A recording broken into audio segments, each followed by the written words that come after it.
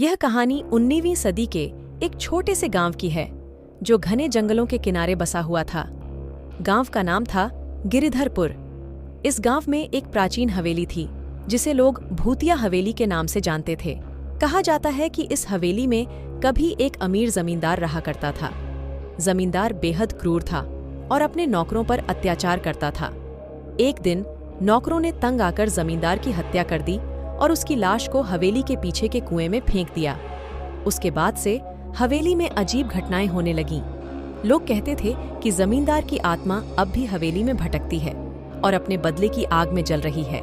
गांव के लोग रात होते ही हवेली के पास जाने से डरते थे। कई बार लोगों ने हवेली से चीखने चिल्लाने की आवाजें सुनी थीं। एक बार गांव के कुछ निडर युवाओं ने तय किया कि वे इस रहस्य का पता लगाएंगे। वे रात के समय हवेली में गए। अंदर पहुंचते ही उन्हें ठंडी हवा का झोंका महसूस हुआ और चारों ओर सन्नाटा छा गया। वे आगे बढ़ते गए और तभी एक कमरे से अचानक दरवाजा जोर से बंद हुआ।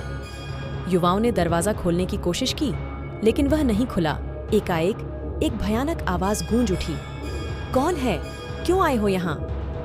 युवाओं के पैर कांपने लगे और वे पीछे मुड़कर भागने लगे।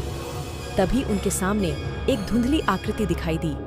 वह जमींदार की आत्मा थी जो उनसे बदला लेने आई थी। डर से थरथराते युवाओं ने माफी मांगी और भाग खड़े हुए। उस रात के बाद से किसी ने भी हवेली के पास जाने की हिम्मत नहीं की। लोग कहते हैं कि जमींदार की आत्मा अब भी हवेली में भटक रही है और वहां आने वालों से बदला लेने की ताक में रहती है। इस घटना के बाद गांव के लोग और भी ज्यादा सतर्क हो गए और हवेली को हमेशा के लिए छोड़ दिया।